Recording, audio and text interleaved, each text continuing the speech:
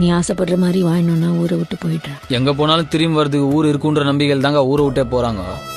திருப்பி ஒரு சொல்ல ஊரே இருக்காதுன்னா எப்படி போவாங்க? குப்பமோட குட்ஸியோ இது நம்ம ஊருங்க. நம்ம தான் அதுக்கு சண்டை செய்யணும், நம்ம தான் அதை இம்ப்ரூவ்மெண்ட் பண்ணணும். இப்படி பேசுற எல்லாரையும் அவங்க சாவச்சிடுவானுங்கடா. ஒருத்தன் செத்தா முடிகிற சண்டை ஆகாது. இவனுங்களோட நம்ம சண்டை செய்யறது நம்மளும் ஆளுன்னு காட்டுறதுக்கு தான்.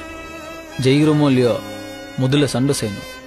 திருப்பி அடிக்கலன்னா இவனுக்கு நம்மளை அடிச்சு ஓட விட்டுனே இருப்பான். போனா போன்னு விட்டுட்டு போறதுக்கு நீ ஒன்னும் பொருள் இல்லை. என்னோட உயிர் வாழ்ந்தாலும் என்னோட தான், செத்தாலும் என்னோட தான்.